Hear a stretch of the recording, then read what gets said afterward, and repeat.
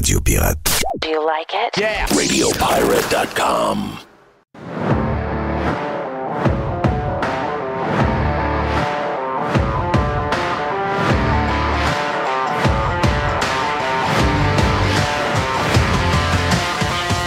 Les époques changent vite. On est plus dans un studio de télévision que dans un studio de radio maintenant. Si le mot radio existe encore. Hey, en parlant de radio, tiens, je vous donne ça comme info. Est-ce que tu connais... ben oui, Jerry va dire que oui, Jerry connaît tout. Mais non. Ah oui, il m'énerve. Ah, qui m'énerve. Arrêtez. Non, mais c'est parce que... Pas tout, hein. Il y a beaucoup d'histoires avec George Soros. Oui. OK. Le bonhomme lettre, là. Il est-tu lettre, lui, Chris? C'est épouvantable. Non, mais c'est l'extra laideur. Tabarnak. C'est incroyable qu'il est laid. Qui est laid. C'est drôle parce que, en parlant de lui, son fils, tu sais que son fils est marié avec... C'est ça, Alex? Son fils, moi, je pense que c'est Alex Soros. Ouais. C'est lui qui va prendre la relève. Donc, c'est... il y a moins peut-être... je pense que c'est son seul fils. Donc, il n'y a pas d'histoire comme avec les Murdoch. Mais George Soros, c'est un activiste milliardaire de gauche. Et je sais qu'on peut dire far right, mais on ne peut pas dire far left. Mais on va le dire pareil, parce que lui, même si c'est un millionnaire, c'est un gars qui est... Milliardaire et très à gauche. Très. Et lui, écoute, au début, j'entendais parler de George Soros. J'ai peut-être une vingtaine d'années, puis je me disais, voyons, il me semble qu'on y en donne un peu trop de pouvoir. Mais ce qui est bizarre, juste dire, c'est bizarre dans le cas de Soros, c'est un gars, on dit que c'est un gars de gauche, puis un grand gauchisme. C'est un gars qui est venu riche avec des hedge funds, pareil. Ben oui. Les hedge funds, c'est le capitalisme pur. Ben oui, exact. C'est la sauvagerie de l'argent. Là. Jeff, il y a 4 enfants. Oh, il y a 4 enfants. Okay. Dont une fille. OK, mais ça ressemble pas mal à... C'est comme à Succession. Ouais, ça ressemble à Succession un peu. Mais son gars, Alex, qui est... Parce que les autres ne sont pas américains. Non? OK, Hongrie, c'est ça. Soros, c'est un Hongrois, puis je pense qu'il est d'origine... Je me lance peut-être, là. Mais de par son nom, on s'entend qu'il y a peut-être des racines grecques. Me trompes-tu, Jerry? Ça peut-tu être logique? C'est vrai que c'est un nom. C'est un nom grec. C'est un nom grec. Mais ils ne sont pas américains, mais ils ont un très grand pouvoir sur la politique américaine. Et tous ceux qui déblatéraient sur George Soros, qui ont été ridiculisés il y a une 25 ans, le temps, encore une fois, a donné raison à ces gens-là. George Soros, c'est un monstre, OK? Il n'est pas juste laid, c'est un vrai monstre. Puis, il contrôle pas mal tout. Vous savez que les démocrates, on a eu l'entrevue hier, il y a eu une entrevue qui a été passée, je pense que c'était à MSNBC que ça a été passé, l'entrevue avec Kamala Harris, Kamala Harris, elle a un cerveau de mouche, sérieux, là. Je veux dire, ouais, mais c'est parce que ça n'a rien à voir. Je veux dire, je suis capable de dire que Hillary Clinton, même si c'était une méchante, c'est une femme qui avait beaucoup d'intelligence. C'est juste qu'elle n'est pas aimable. C'est une personne méchante. C'est surtout une personne frustrée de ce qui est arrivé dans le bureau ovale lorsque Bill était là. Elle ne s'est jamais relevée de ça. Mais je veux dire, ça ne se compare pas. Là. Les deux ensemble, il n'y a aucune comparaison possible. Tu écoutes les entrevues, quand on la questionne sur son plan économique, tu écoutes les réponses de Kamala Harris. Je veux dire, d'abord, tu essaies juste de comprendre. Là. Et elle s'en va où? Y a-tu quelqu'un qui peut la ramener? Criser une claque, c'est une cuisse. Faites quoi? Il faut qu'elle revienne. Mais ces gens-là nous font à croire que la gauche, que les démocrates, les libéraux font pareil. Ils font croire au monde qu'ils sont là pour les plus pauvres, qu'ils sont là pour... Ils sont à gauche, mais c'est jamais ils ont le cœur sur la main. Puis l'autre gang, c'est juste des gens qui s'occupent des riches, puis le pétrole, puis le ci, puis le ça. Nous autres, on est avec le vrai monde. Tim Walz, le gars bizarre, avec une femme encore plus bizarre. Ben oui, sa femme. Sa femme, c'est un personnage... On dirait qu'elle a été inventée par le AI.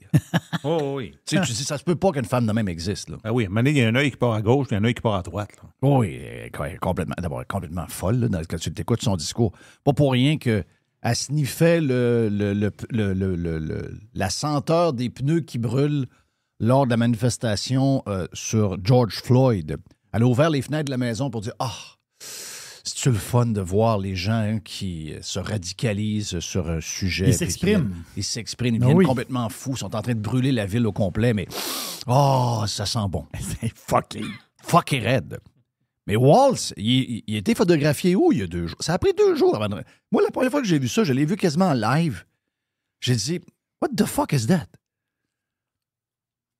Tim Walz va manger à la maison, dans le condo à New York, gros condo, gros penthouse, une patente de probablement 100 millions de dollars, vue sur toute New York, de tous les bars.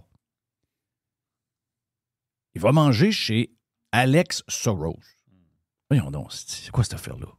Tu sais, je veux dire, quelqu'un me dit, tu vas aller manger chez Alex Soros. Tu sais, toutes les histoires, les rumeurs qui courent depuis 25 ans sur le pouvoir de la famille Soros sur les politiciens américains, surtout de gauche.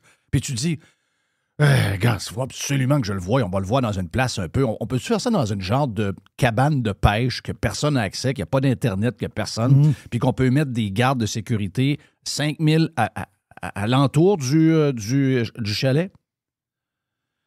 Mais non, ils font ça, mais ils mettent une photo sur les réseaux sociaux, je vois le vert. Alors que le bonhomme, et c'est là que je veux en venir, le bonhomme a essayé dans les derniers mois. Il a été retenu par sa nationalité parce que il y a probablement une double nationalité. Je ne sais pas s'il y a eu la nationalité américaine, mais il doit l'avoir. Mais il ne peut pas, de par sa double nationalité, le fait qu'il est hongrois, il ne peut pas être propriétaire de médias. OK? OK. Parce qu'il est étranger. Donc, mais il a essayé. Et il est en train de finaliser. Mais ça va probablement se finaliser après l'élection. Mais il a essayé de le faire avant l'élection. Il a acheté 200 stations de radio. En fait, c'est anciennement CBS Radio, devenu Audacity.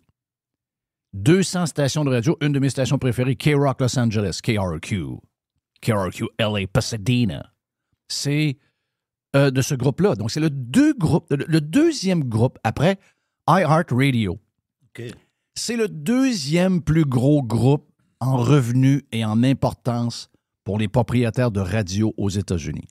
Vous allez me dire, il y a des milliers... Oui, mais ils ont 200 stations de radio dans les plus gros marchés des États-Unis. C'est le deuxième plus puissant réseau. Bon, est-ce qu'on veut essayer de convaincre les animateurs du matin de K-Rock à Los Angeles de voter pour Harris? C'est probablement déjà fait. Mais le but, c'était pas lui.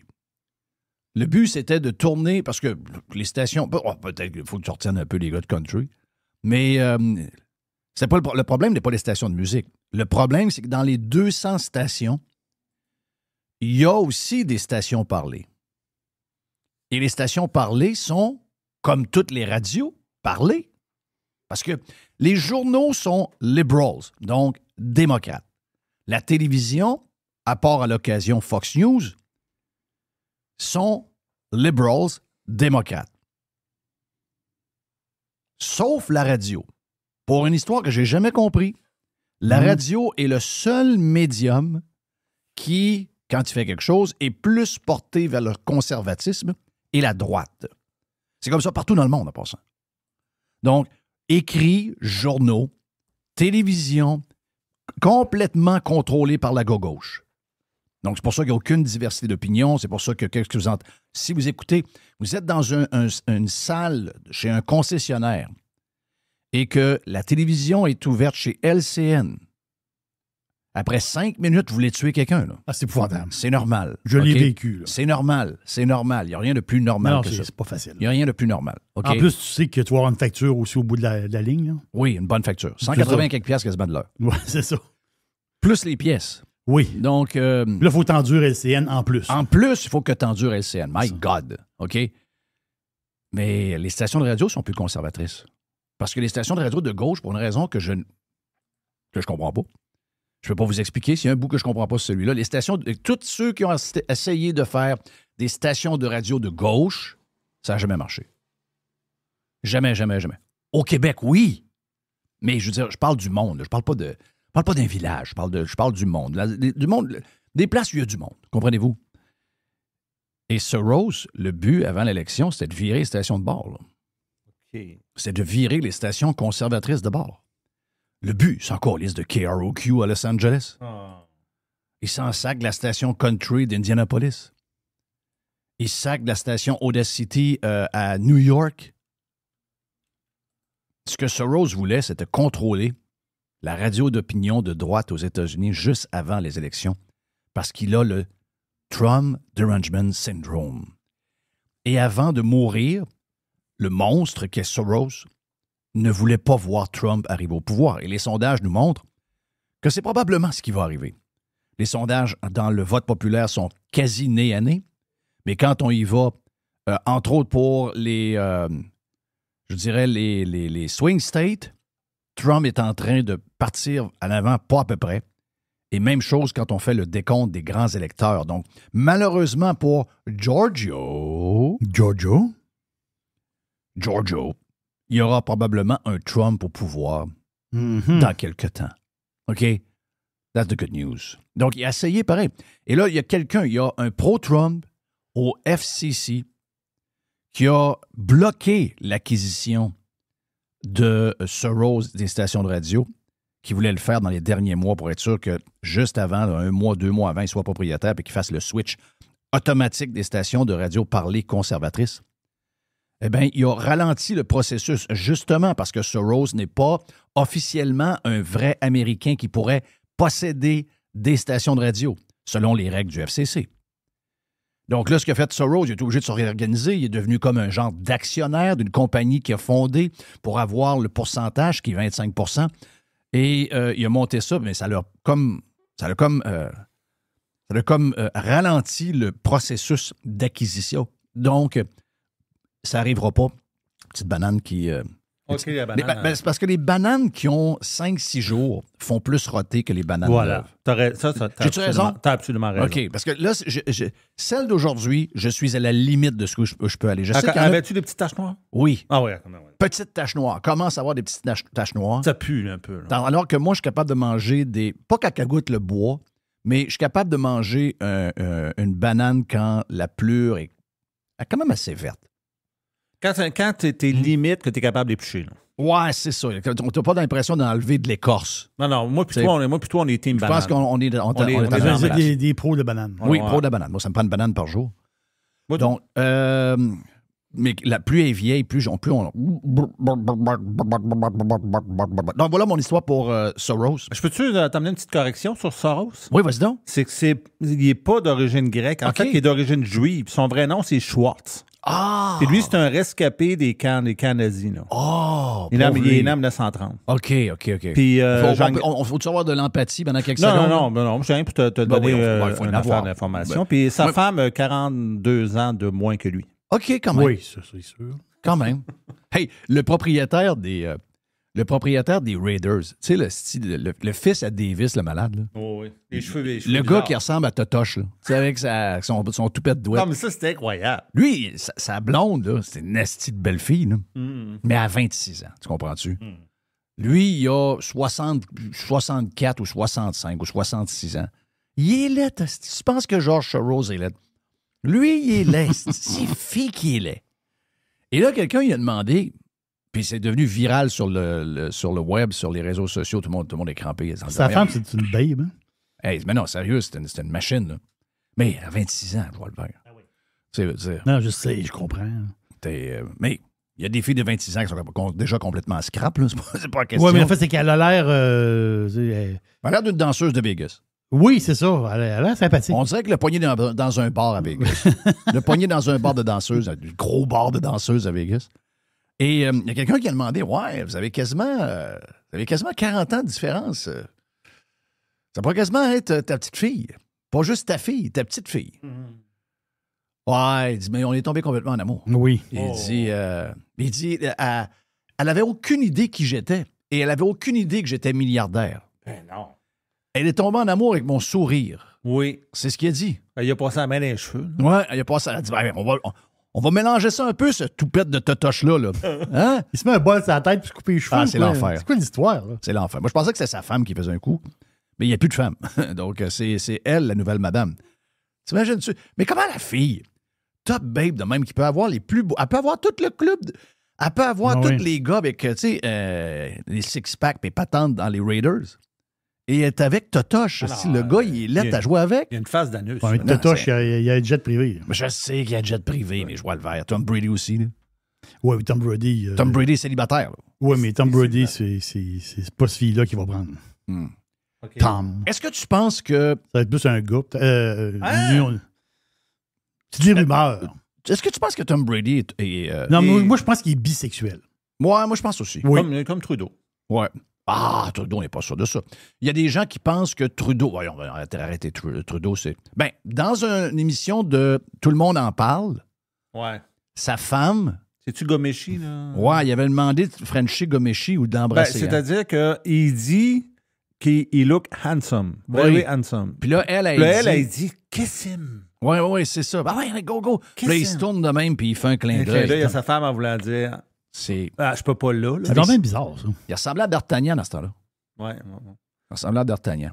Mais il y a des gens hier qui se posaient la question, vu que c'était un souper hyper privé à la résidence de Trudeau, Macron et Oui. Trudeau. Il y en a qui ont pensé que Macron et Trudeau, ils se freinent pendant qu'ils mangent. Ah, Je pense, Macron, arrêtez il a ça, couché là. là. Ben voyons. C'est sûr que- Bon, il a couché sur place. Ben oui. Ben voyons, arrêtez oui. ça. Là. Ben non. Il n'a pas couché sur le divan dans le salon. Ben non. Il aurait mangé un genre de filet de porc pour souper. Oui, on dit le repas à matin. Oui. Un filet de porc? Oui, c'est les filets de porc qu'ils ont mangé pour souper. Ah, Puis, ouais, tarte j'adore au- le filet de porc. Tarte aux pommes avec bol de crème glacée. Wow! Cannelle ou non? Pas de cannelle? Je pense qu'avec cannelle, Jerry, t'as-tu Je sais pas, je m'en Oui, mais ils ont rappelle tous pas. décrit ça à matin. Moi, j'ai retenu le filet de porc.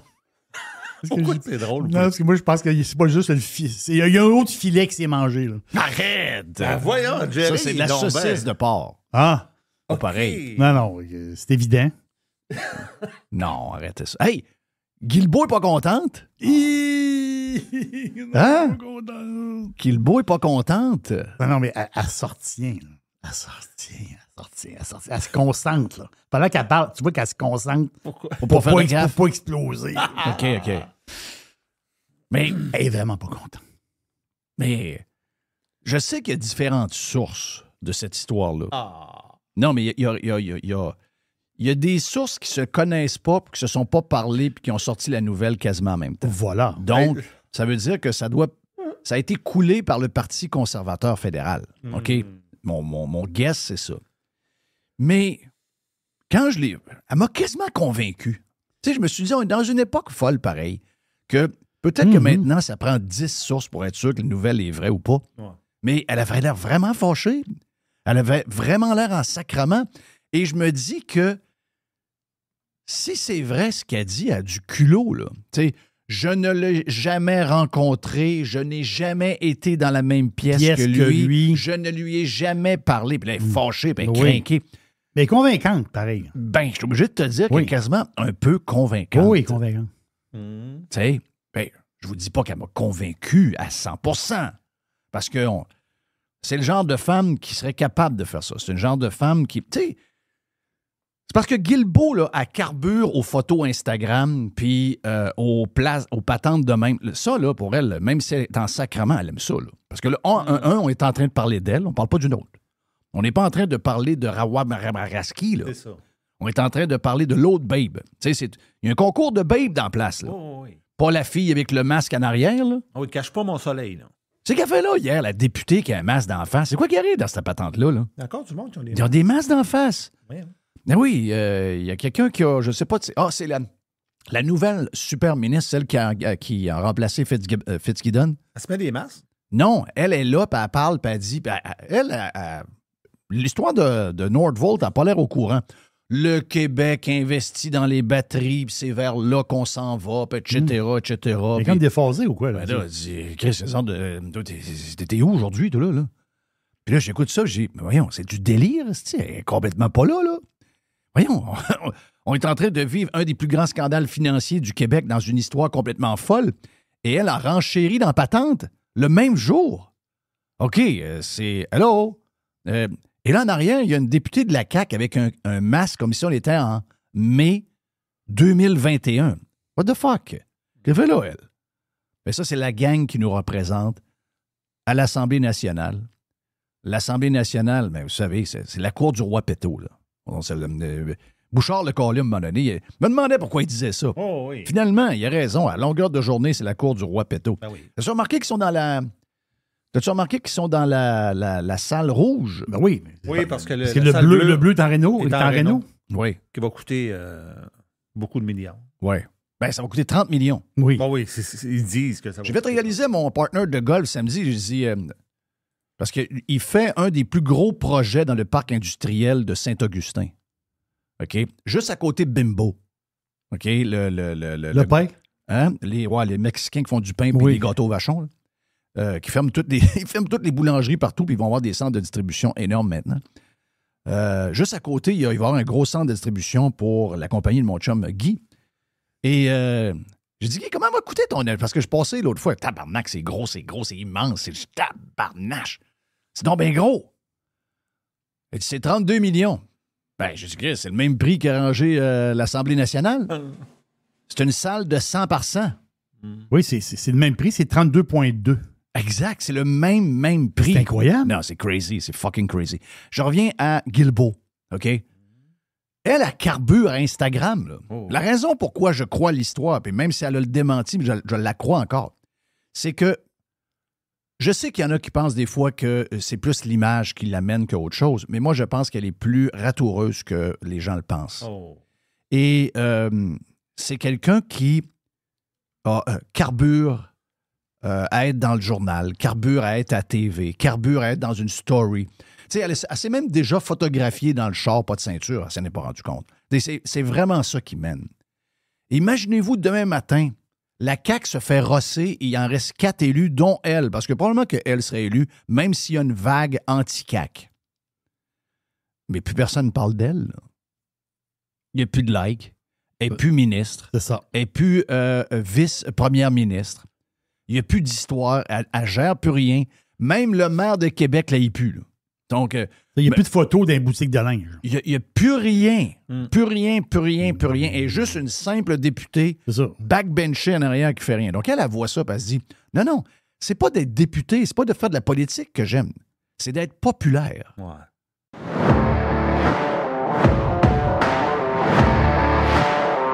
OK, plus de Jeff Liberté. Dans la version Prime de Radio Pirate. À venir, on lance le week-end bientôt avec l'Aubergiste. On a Gilles Parent qui fait un bout avec vous autres. Et on a Nicolas Gagnon. On parlait de Northvolt et de toute la marde de cette semaine. Nicolas il est là pour nous autres. Il est là pour les contribuables. Il s'occupe de nous.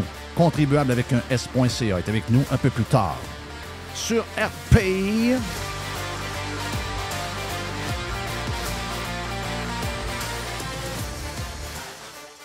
Fresh. New. The Revolution. Radiopirate.com. Jeff Fillion. Hey, l'aubergiste, c'est le week-end.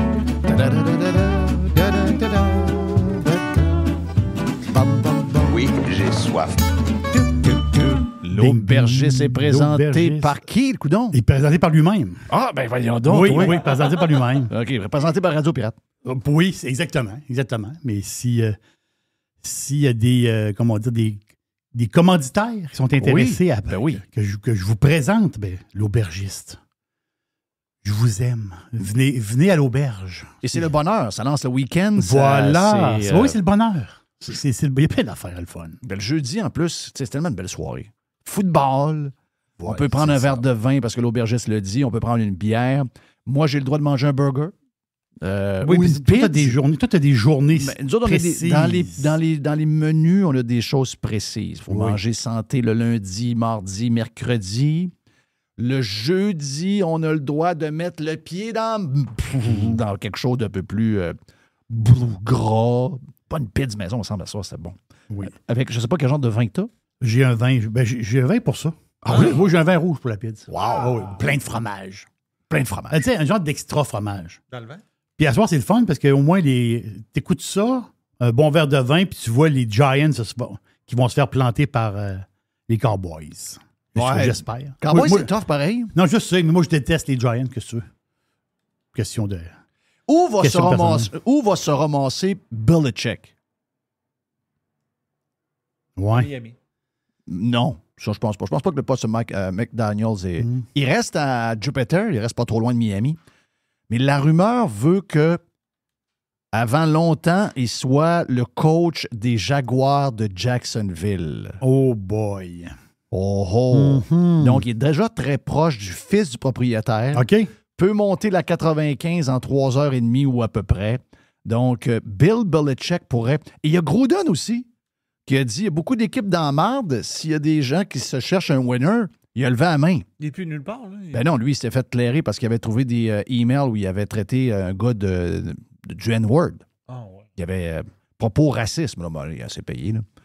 Peut-être qu'effectivement, on peut passer par-dessus. Il a compris. Là. Je pense qu'il a compris à patente. Mais pas certain. J'ai comme l'impression qu'il est marqué pour le reste des temps.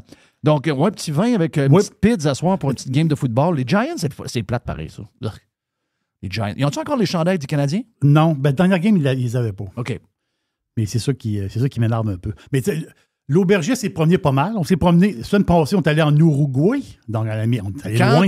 Quand tu veux expliquer que tu fais le tour de plein de places, c'est parce que tu vas aboutir en Espagne.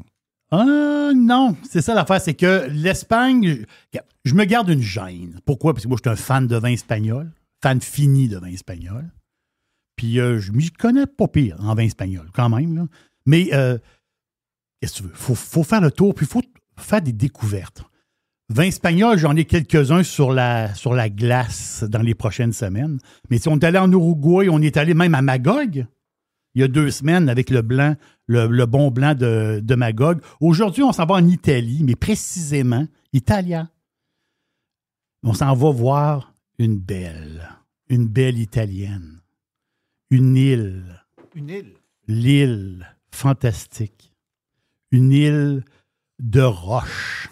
Une île au beau milieu La Méditerranée. de la Méditerranée, la Sardaigne. Oh, oui. Ça, c'est une place que je veux aller. Hein. Sardaigne, c'est... Je l'ai vu en avion. Ouais, c'est ça. Oui, c'est ça. T'es passé par-dessus. Passé par-dessus. Ben oui, t'es passé par-dessus, ouais. Moi, t'as dit espace bleu. Hein, la Sardaigne, les gens vivent longtemps. Les gens vivent longtemps. Oui, c'est ça. La douceur de vie, la Sardaigne. C'est de toute beauté. Et cette île de roche-là, avec des paysages fantastiques. La Sardaigne, c'est de plus en plus populaire chez les touristes. Il faut se mettre dans le contexte. La capitale, c'est Cagliari. Cagliari, c'est 5 millions de passagers par année. Il y a 3 aéroports principaux. C'est pas des gros aéroports, hein, mais la plus grosse, c'est Cagliari. Ils ont 5 millions de passagers par année. Pour une île de 155 000 habitants, wow. C'est particulier. Il y a du monde. Là. Qu'est-ce que tu veux? Il fait beau, puis la température de rêve. C'est full soleil, l'esprit de la Méditerranée, le vino, la bouffe. C'est incroyable. C'est un peu comme la Sardaigne, c'est un peu la continuité de la Corse. La Corse, c'est français, mais entre les deux îles, il y a 15 km, donc c'est tout proche. Mais c'est un paradis sur Terre. Et aussi, pour le vino, il y a des affaires spéciales. Les 2 cépages, parce que des vins de la Sardaigne à la SEQ, il n'y en a pas beaucoup. Malheureusement. Moi, je pense qu'il devrait en avoir plus. Il y a les 2 cépages vedettes. Je ne sais pas si c'est Sardinia qu'ils disent en italien. Sardinia ou Sardina. Non. Les 2 cépages vedettes, c'est le Vermentino en blanc. Vermentino, un peu fruité, le petit côté salin. Ça, c'est un cépage qui est originaire de l'Espagne dans le temps. Puis, c'est bon du Vermentino. C'est fantastique. Il y a le Canono en rouge. Du Canono, là, c'est fruits rouges, puis il y a un petit côté tabac dans le... Vous savez, le tabac, là, il y a un petit côté tabac dans ce vin-là qui est spécial. Mais en réalité, du Canono, c'est du Grenache. Parce que les autres, ils l'appellent, là-bas, ils l'appellent Canono. Mais c'est du Grenache. Grenache espagnol. Ah ben, leurs cépages, c'est des cépages espagnols. Mais, et là, la twist. La Sardaigne a leur propre cépage, et c'est un cépage presque inconnu. Mais ce cépage-là fait des vins de toute beauté. Sauf qu'il y en a, il n'y en a pas une tonne. C'est pour ça, il y a la production. Il n'y en a pas ailleurs qu'en Sardaigne. Il y a peut-être 2-3 plants par-ci, par-là, là, mais en production, il n'y en a pas ailleurs qu'en Sardaigne. C'est typique la Sardaigne. Le cépage, c'est le Monica, comme Monique. Le Monica. C'est un cépage, ben oui, c'est un cépage, on va dire cépage noir, mais qui fait du vin rouge, par exemple. C'est un cépage vraiment particulier. Là, quand on regarde le vin, c'est un rouge rubis moyen. Tu vois qu'il y a un petit côté italien, là. On s'entend-tu, là? Mais au nez, c'est des effluves de petits fruits rouges et de fumée. Arrête. En bouche, le corps, on va dire, c'est un vin qui, au corps, c'est moyen, mais il y a des flaveurs de framboise et une souplesse. C'est du vin rouge qui est zéro bourratif. C'est très, très digeste. Mais ça a du goût, là. Mais c'est très, très... Après 2 verres, 3 verres, tu dis... Des fois, tu arrives au 3e verre, tu vois, je commence à canter un peu. Non, là, tu ne canteras pas. Là, tu ne canteras pas, ça, c'est sûr. Donc, ce cépage-là, la Sardaigne, ce cépage-là, ils font du vin depuis 500 ans avec ce cépage-là. Donc, il faut vraiment découvrir... Moi, j'ai mon expression pour ce style de vin-là.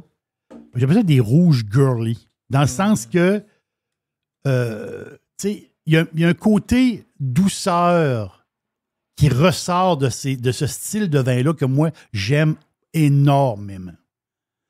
Donc, le Monica, c'est le cépage. Il n'y en a pas beaucoup, là. Il y en a très, très peu. Ici, il n'y en a pas tant. Mais en Sardaigne, il est comme le 3e cépage, si on peut dire, là. Mais en Sardaigne, c'est excessivement populaire. Donc, le nom du vin, c'est Perdera. P-E-R-D-E-R-A. Perdera, c'est la maison Argiolas.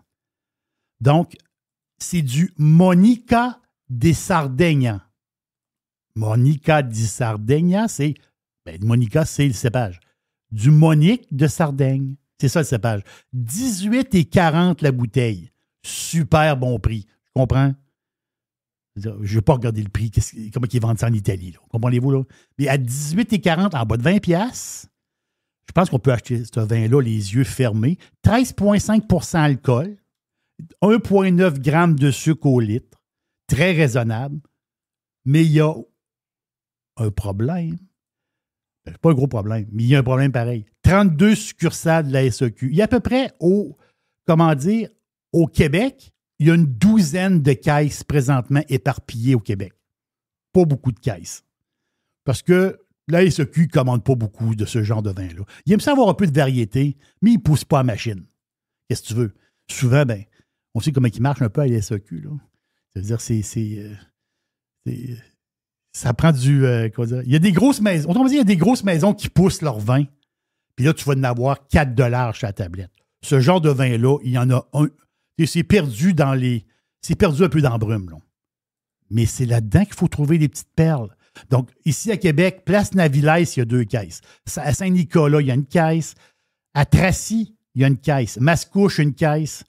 Sur le boulevard des Laurentides à Laval, il y a une caisse. Allez voir sur le site de la SAQ. Fouillez, il y a à peu près ça. 120 bouteilles, grosso modo, au Québec, éparpillées. Mais là, vous allez goûter un cépage fantastique, le Monica. Il est 90% Monica. Il n'est pas 100%. Il est 90% Monica parce qu'ils ils vont le relever comme un petit quelque chose avec un autre cépage. Mais c'est bon. C'est bon, ça n'a pas de bon sens. À 18$, moi, je pense que c'est un excellent deal. Moi, j'ai apprécié ce vin-là. Puis, j'en ai été acheté 2 bouteilles. J'en ai bu une. Il m'en reste une. Puis, je te dis que j'ai quasiment le goût de la rouvrir à soir. Wow! Le week-end est lancé. C'est lancé. Ça donne le goût. Effectivement, ça peut peut-être nous aider à passer à travers le match des Giants et des Cowboys. Les Cowboys, je ne sais pas qu'ils perdent ça. Vois-tu que les Cowboys perdent contre les Giants à soir? Non, ça ne marche pas. Et si, non, ça ne marche pas. Il y a une guerre civile à Dallas. Il se passe de quoi? Donc voilà pour l'aubergiste. Hey, c'est fait. l'aubergiste, c'est le week-end. Yes, c'est le week-end. Oui, j'ai soif. Juste du bon stock. La radio pirate de Jeff Fillion. RadioPirate.com. Pirater, c'est légal. Radiopirate.com. Radio Pirate. 100% 100% pirate.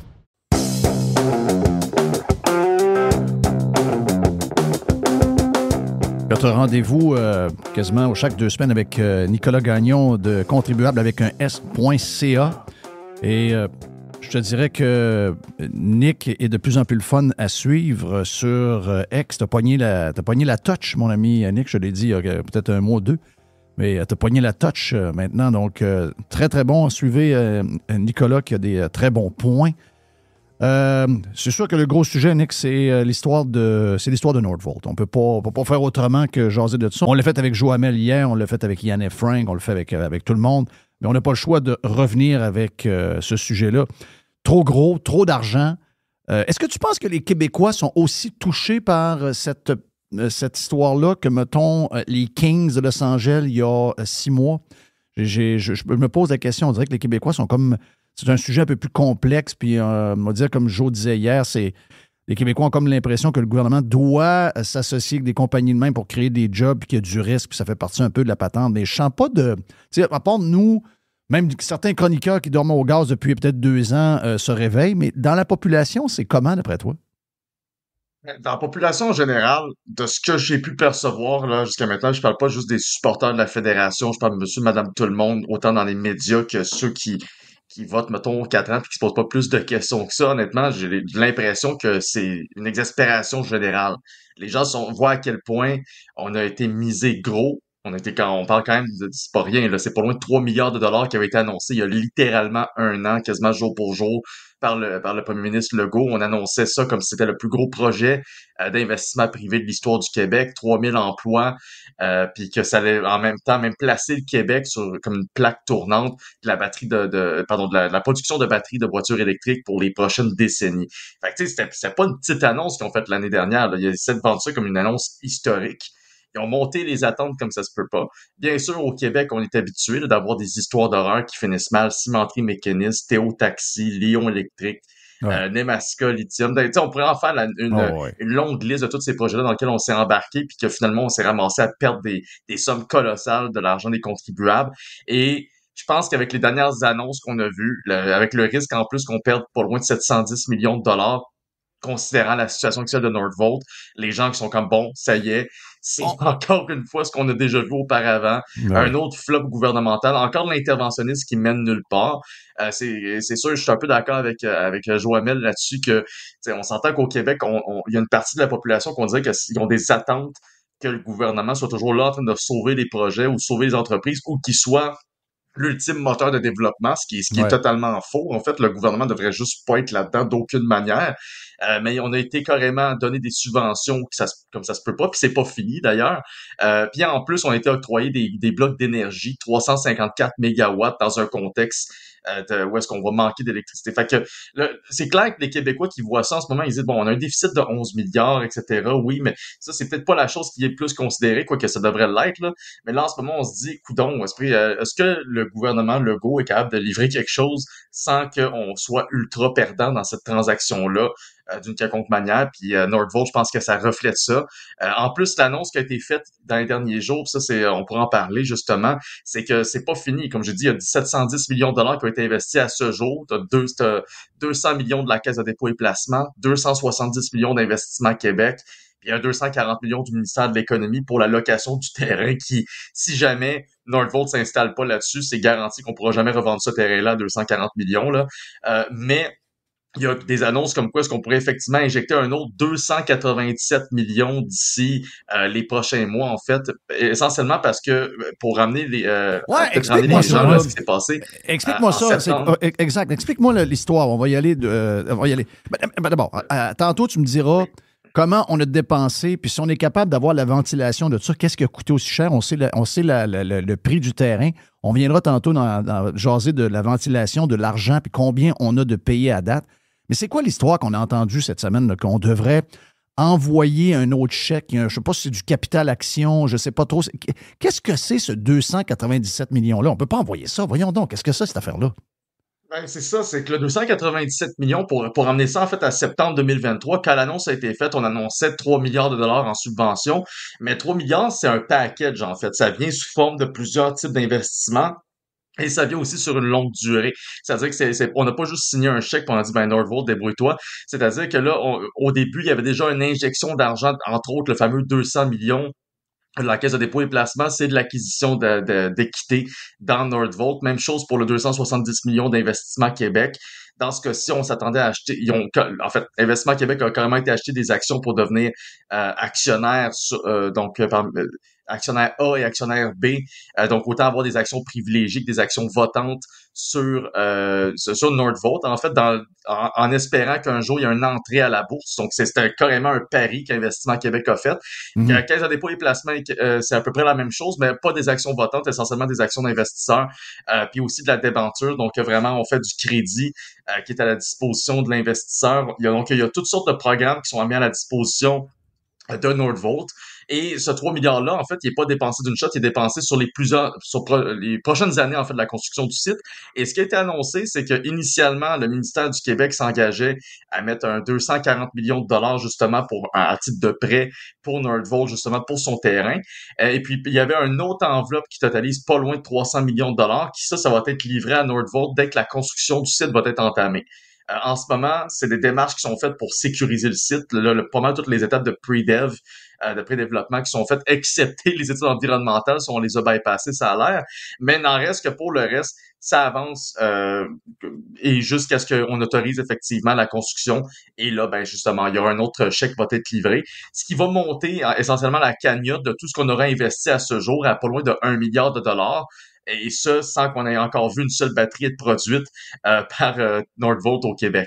Donc, ça sera à voir en temps et lieu, mais effectivement, c'est pas juste 1 milliard qu'on va dépenser. En fait, d'ici la fin de la construction de l'ensemble de l'usine de Nordvolt avec Masterville, ça va nous coûter 1,6 milliard et on n'aura toujours pas d'activité ou d'opération. Le reste du 1,4 milliard, donc pour faire l'enveloppe totale du 3 milliards annoncé l'an dernier, c'est essentiellement des subventions à la production. C'est-à-dire qu'on va subventionner les batteries qui vont être produites dans l'usine, ainsi que les emplois dans l'usine, parce qu'il y a quand même aussi des prêts pardonnables qui sont intégrés dans cette offre-là. Fait que, grosso modo, le 3 milliards, faut pas le voir comme un chèque, c'est vraiment un paquet de programmes comme ça qui sont mis à la disposition de Nordvolt jusqu'à la complétion de son projet et au lancement de sa propre production. Et ça pour les prochaines années. En fait, même que les mécanismes de subvention à la production, tant au fédéral qu'au provincial, sont supposés être maintenus tant que le gouvernement américain maintient les siens. Parce qu'on a mis en place toutes ces subventions-là à la production, essentiellement parce que les Américains, ben ça c'est l'excuse de François-Philippe Champagne, là, que eux, vu qu'ils ont passé le Inflation Reduction Act l'an dernier, qui donne justement des programmes de subvention aux entreprises sur la production de leur propre batterie électrique, ben, le Québec puis le Canada ont fait la même chose pour rester compétitifs avec les Américains. Donc, essentiellement, c'est de la surenchère de subventions à ce niveau-là. Puis Nordvolt, ben, tu sais, on le sait, là, ça va vraiment pas bien pantoute. On a vu toutes les annonces au courant de l'été. On a vu aussi là, l'annonce au début de la semaine, 1600 emplois qui ont été mis à pied dans l'ensemble de ces installations en Suède, qui est pas mal la seule place où est-ce qu'ils produisent présentement des batteries.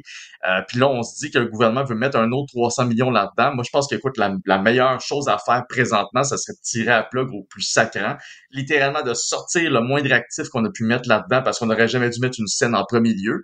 Puis oui, je pense que on devrait simplement juste comme se retirer avant de perdre un seul dollar de plus. Mais j'ai comme l'impression, puis ça, je pense pas que c'est juste une impression, là, que le gouvernement a comme le bras pris dans le tordeur parce qu'il a signé des ententes dont on n'est pas au courant. Il y a la plupart des études économiques, la plupart des contrats n'ont pas été rendus publics.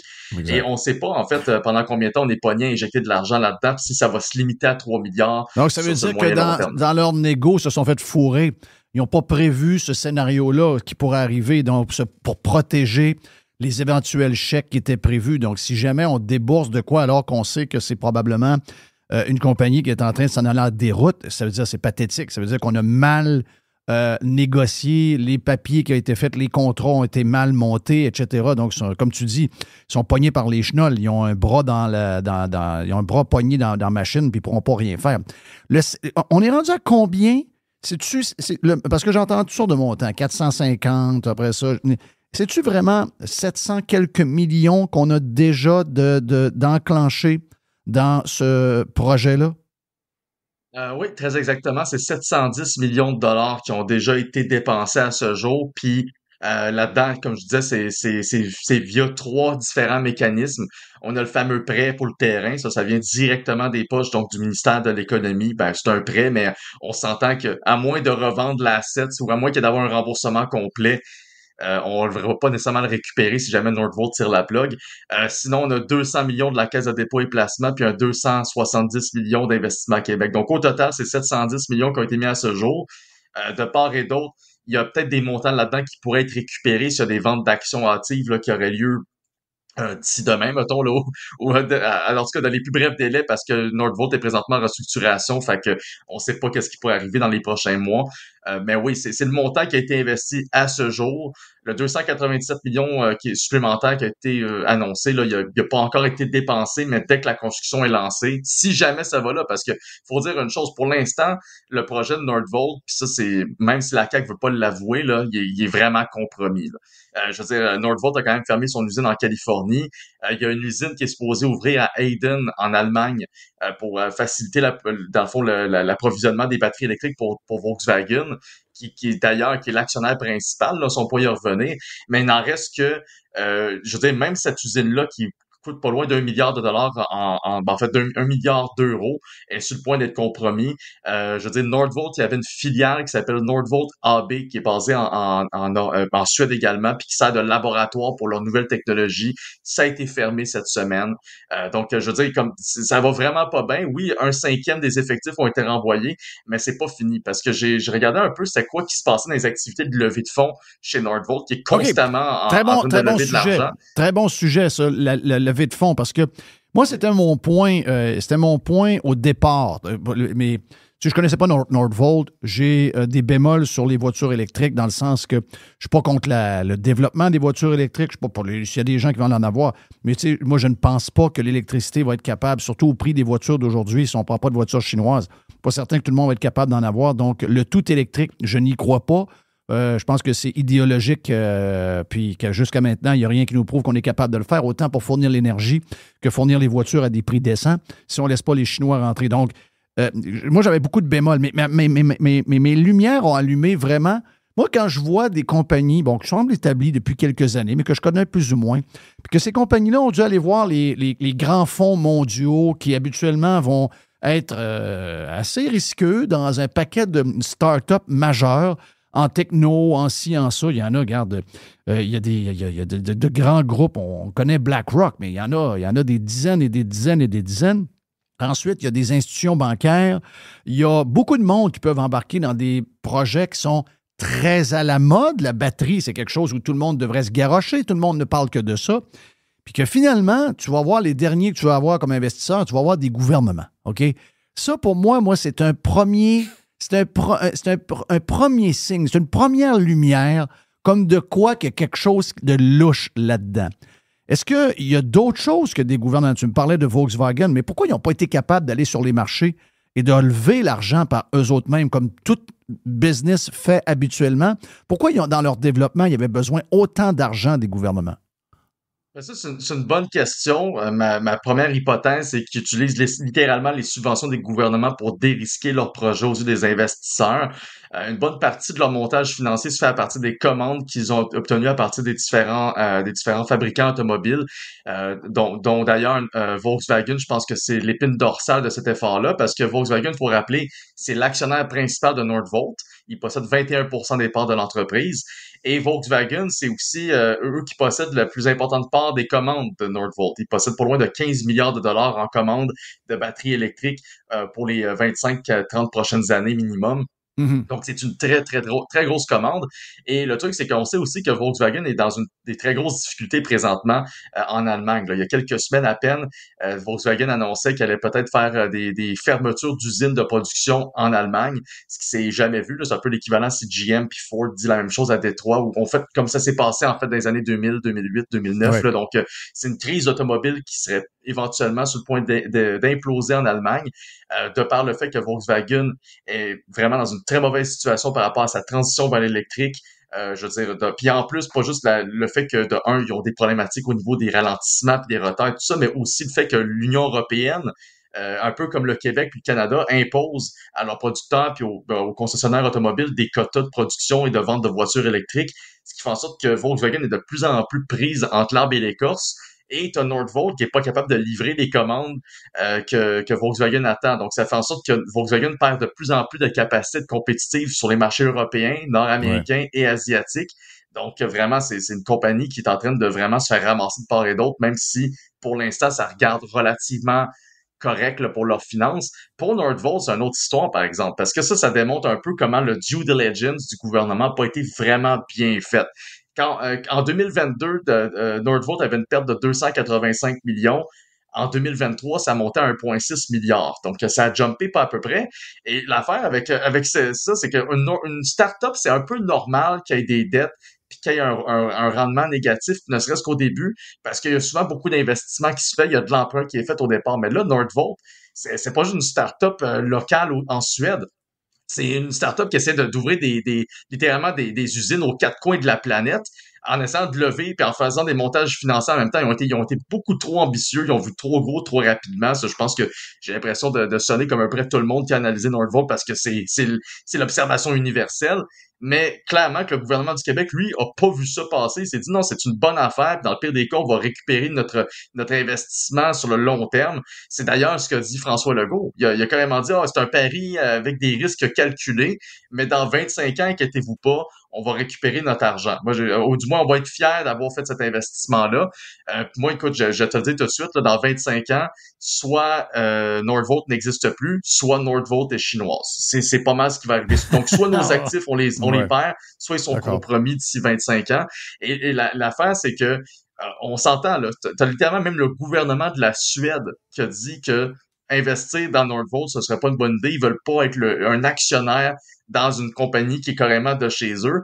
Ouais. Mais nous, au Québec, on a pris ça comme si c'était un pari acceptable à coût de milliards, tu sais. Donc, clairement, on n'est pas c'est pas tous les gouvernements qui ont vu les mêmes red flags. Il y en a certains qui les ont vus puis qui ont été comme pas mal plus prudents.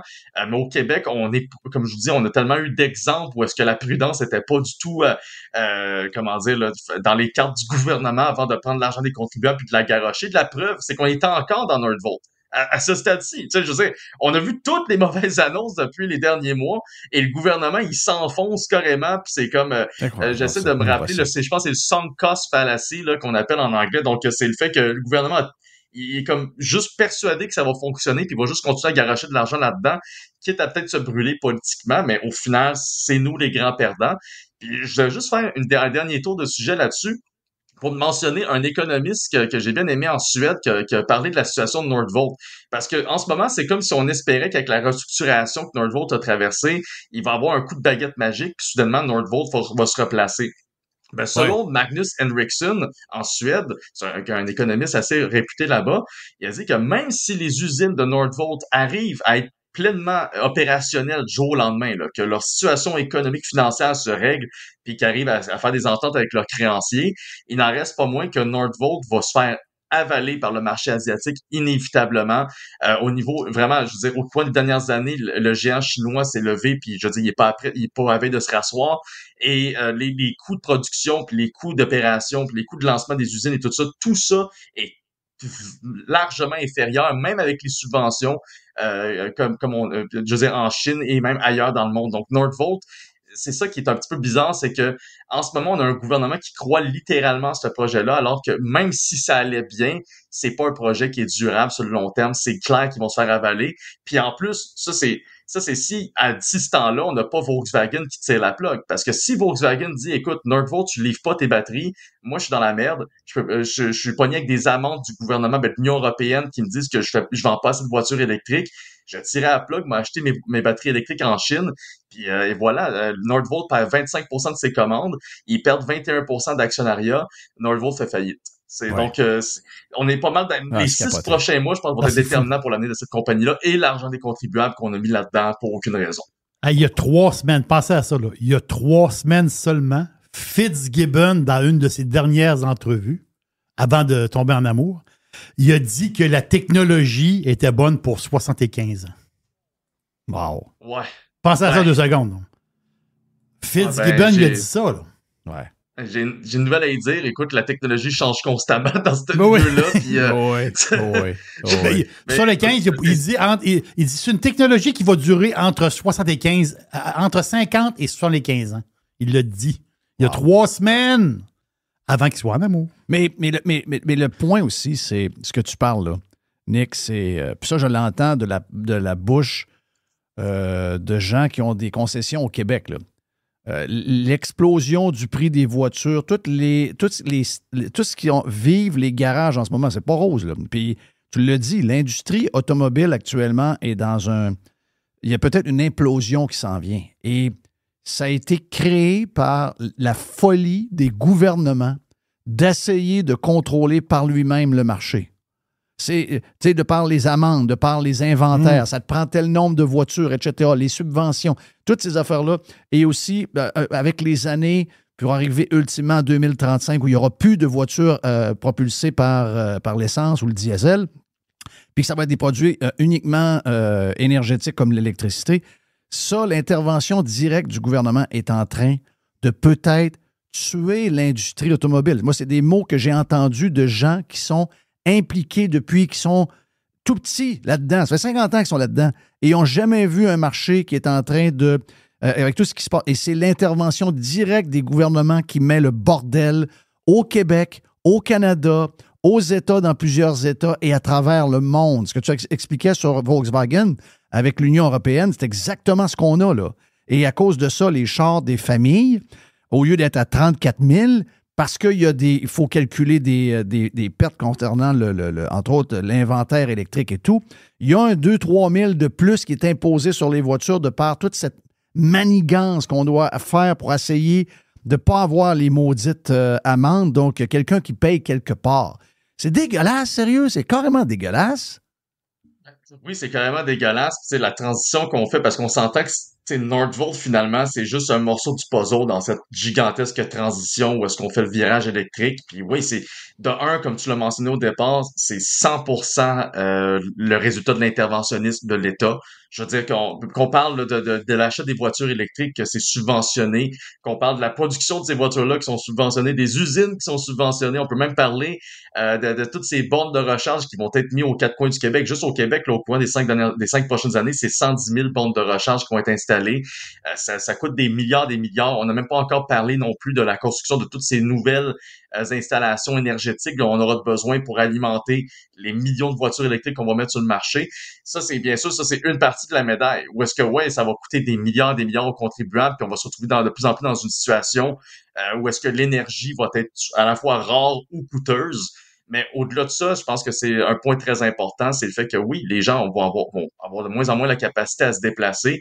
Et inévitablement, si les prix des voitures électriques ne se réduisent pas drastiquement, puis ça, je me base sur une projection qui a été publiée par le directeur parlementaire du budget à Ottawa il y a à peu près 2-3 semaines d'ailleurs, et il disait carrément que pour que les voitures électriques soient éventuellement abordables, et qu'on en vende en assez grande quantité pour suivre les objectifs du gouvernement, il faudrait que les prix baissent d'environ 40% d'ici la fin de la décennie. Ce qui n'est pas à veille d'arriver, entre autres, à cause de tous les ralentissements qu'on connaît dans l'industrie, à cause de toute la pression qui est effectuée par les gouvernements.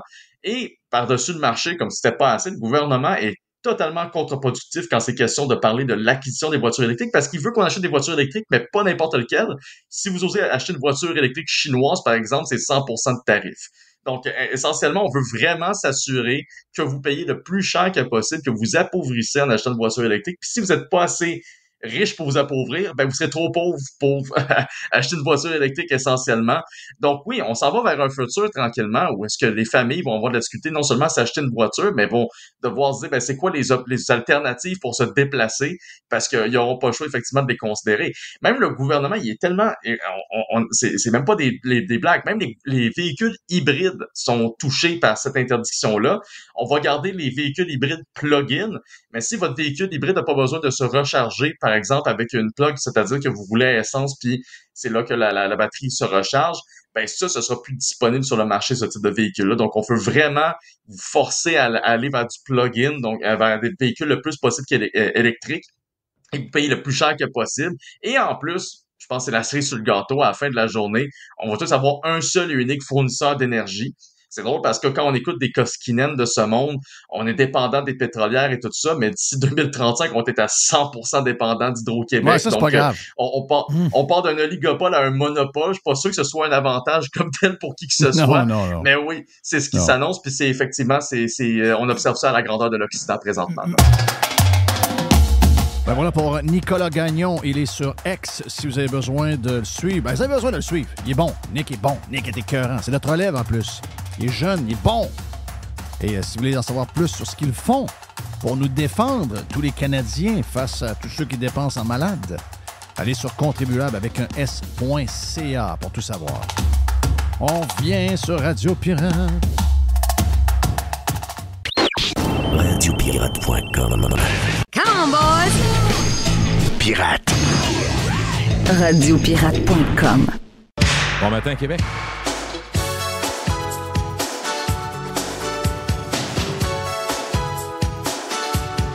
J'ai Gilles. Avec Chill, notre chill, on fait des podcasts. Avec Chill, notre chill, on parle société. Le producteur des thèmes, il trouve ses thèmes drôles. Oh, je sais. Ah ouais. Avec Chill, notre Il rit de ses jokes. parle de sport. Avec Chill, notre C'est comme Kamala Harris. Oh oui. Pareil. Ben oui. Gilles! Bon matin, Québec. Bon matin, Québec. Bon matin. Est-ce qu'on va trouver ton micro? On va Ouais, commencer. si tu ouvres le micro. Là, je Oui. me disais, mes écouteurs sont faibles un peu. Bon, t'as peu. T'as pas ouvert. OK. OK, là, t'es ouvert. Là. Absolument. OK, Tout va là, bien. Là, tu t'entends bien. Oui, OK, absolument. Parfait. Bonjour, Jeff. Hey, comment ça va? Bon matin, Québec. Bon matin. voix FM, un matin. T'as une voix très FM. Un, deux, un, deux. Je suis toujours celui qui a la voix la plus fine de tout le monde, moi. Donc, faut toujours que je fasse attention parce que je me fais manger par tout le monde. Hey, c'est vrai, moi, j'ai pas une voix forte. Tu sais, toi, tu parles fort. Moi, Jerry je parle fort. Oui, mais Jerry, c'est ça. Moi, je pousse plus. Mm. Puis je le vois quand je fais des podcasts avec des gens qui poussent comme Dorico ou même Simon Saint-Hilaire. C'est rare parce que la plupart des gens, puis là, t'es obligé de monter le micro, puis toi-même, t'es trop fort, puis après ça, tu prends quelqu'un drive. Il chuchote. Jerry chuchote fort. Jerry. Oui. Jerry, dans un restaurant, là, le restaurant au complet. Jerry, c'est un bon raconteur, donc c'est pas, Ben oui. c'est pas plate pour le monde. Là. Mais Jerry, dans un restaurant, tu l'entends bord en bord du restaurant. Ouais, mais sa femme l'avertit. Ah oui? Oui. Est-ce que ta femme t'avertit, Jerry? Oh oui. Oui? De parler moins fort ou de fermer ta gueule des fois? Ben, les deux. Ben, avant de rentrer, Non, mais des souvent, fois, mais là, c'est ça. Non, mais je fais de la t'es fourré. projection. Si je rentre à SAQ, ça peut prendre une heure. C'est à un moment donné. Non, Correct, ça, Jerry. mais d'abord, ça, c'est deux choses. Tu jases beaucoup, mais tu jases fort. Oui, aussi. Mais, Donc- quand c'est ça, la face, c'est que le monde te reconnaît de loin. Eh, Vincent, hey, écoute, j'arrive à Montmagny cette semaine, la fille au dépanneur me reconnaît. Ben oui. Elle m'a dit, la voix, mais c'est Jeff. Ben, je dis, Ben oui. oui. Donc, c'est Attends un peu, je vais prendre une photo, mon chum me croira Ben pas. ouais, exact. Elle dit, par la voix, hein, on va reconnaître tout de suite. Ben oui. C'est capoté, cette affaire-là. Mais moi, dans la gang, c'est moi qui parle le moins fort. Donc, puis c'est moi qui ai un peu le micro. Là, donc, il faut que... T'es toi, pas tu parles pire fort. l'animateur, oui. Toi, tu parles fort. J'ai d'autres... Il y en a d'autres qui viennent qui parlent Intervenant des fort. fois. Moi, je parle pas fort. Je suis pas quelqu'un qui parle fort. En fait, j'ai pas de voix. C'est vrai, il faut que je fasse très attention à ma voix. J'ai pas une voix... Est-ce que tu perds encore? Des fois, tu perds la voix. Toi, tu avais des problèmes de gorge, tout ça. Pas tant que ça. Pas si pire, non? Non, quand j'ai eu mes problèmes de gorge, c'est que j'ai eu un coup au hockey. OK. Donc, mais j'ai eu un... c'est j'ai pas été- revenu vraiment, les problèmes. Là. non, Parce qu'à cette ça a époque-là, pris- t'étais plus fragile, Mais la ça a voix. pris un... Ben ouais, non. OK, je sais de quoi tu parles. Ça, c'est dans le temps que je me couchais tard. Ouais. Oh, OK. Ben ça nous rattrape, là. Ça, puis à un moment donné, j'ai réalisé... Parce que moi, quand j'ai commencé à faire de la radio en 84, ben comme toi, on dormait pas bien. Non, T'sais, pas on trop. avait des vies. Ouais, t'es plus l'époque. jeune aussi, tu C'est ça. récupères. Puis on récupère vite. C'est ça l'affaire, tu récupères vite. Puis c'était l'époque. Cette époque-là, on vivait de nuit. Regarde, aujourd'hui, tout est fermé à 9 h le soir. Mais dans le temps, c'est à 9 h le soir, il n'y avait pas de monde. Pas parce que le monde était couché, c'est parce que le monde n'était pas sorti encore. Donc, mais c'est vrai, c'est un autre game. Et, Il y avait toujours un hôtel d'ouvert, c'est ça le drame. Il y Dans avait tous les villes, toujours- il y avait un hôtel d'ouvert tout il y le avait temps. Tout le toujours temps, tout une le temps. place ouverte que même si on sait que ça fermait à 3 h, tu poussais un petit 10 à Ben, patente oui. au bar, puis il était 4h15, tu avais encore de la bière qui arrivait. là. Tu sais, Non, c'est- t'as raison. Puis il y avait un bar clandestin pas pire. J'ai moi-même été un des propriétaires d'un petit bar clandestin à Chicoutimi-Nord qui a duré pendant des années. Arrête. Ben oui. L'argent lousse un peu au travers. Ben, on Non, faisait j'ai- pas ça pour faire de l'argent, on faisait ça pour avoir du fun. On faisait ça pour avoir du fun, Ben la oui. bière pas chère. Donc, à 3h30, 4h, le monde arrivait là. On avait une super de temps de billard, on avait des machines à. On avait Les précurseurs des speakeasy, c'est eux autres. Ben, Tu on ris, mais avait- c'est ça, là. ben, écoute, on avait des machines à boules. Oui. On avait des. Tu sais, à l'époque, c'est le début du Donkey Kong, puis. tu sais, Pac-Man, puis- Pac-Man, oui, ces ben, affaires-là. Oui, ben oui. Ben, c'est là qu'on a perdu Tron. Tron, celui qui n'avait pas de bras, pas de jambes. Qu'on l'avait perdu d'un manteau. Ben oui, Oh. il était sur le bord de mourir. Donc, il y avait.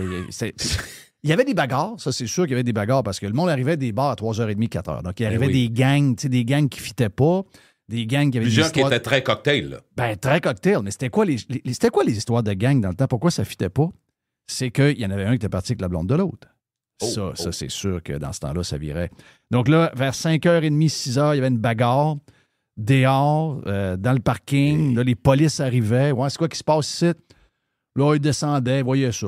Ouais, les gars, faites attention. Pense à ça J'ai aujourd'hui. déjà entendu un gars dire à son chum, il dit là, si tu pars avec la blonde de ton chum, Chris, reste pas dans le stationnement à Frencher. Peux-tu aller plus loin? Pas, Oui. fais-le pas. Oui, Va plus loin. exact. Va plus loin, pas qu'à voir. C'est incroyable. C'est incroyable. Moi, je veux dire, oh, oui, regarde. Et pour en revenir à la voix, c'est que Oui. moi, j'ai toujours pensé que je pouvais, tu sais, même dans les débuts de choix, j'ai toujours pensé que je pouvais faire le party le mercredi soir, le jeudi soir, rentrer à 3h30, 4h, puis rentrer à 6h, puis c'est correct. Mais à un moment donné, la voix ne suit plus. Puis des nuages de boucan aussi. Et dans les on bars. a été élevé dans la boucane. Ça, t'as raison. Pour la voix, c'était. On a été terrible. élevé dans la boucane. Donc, ça a eu un bon côté que j'ai une voix un peu faible. C'est que j'ai commencé à me coucher de bonne heure. Parce que sinon, ça aurait été fini. Puis Mais après ça, ben, j'ai eu un coup de hockey dans Dans le cou? Ouais, ici, ça n'a pas me donner. Aïe, aïe. Tu sais, genre un cross-check, là.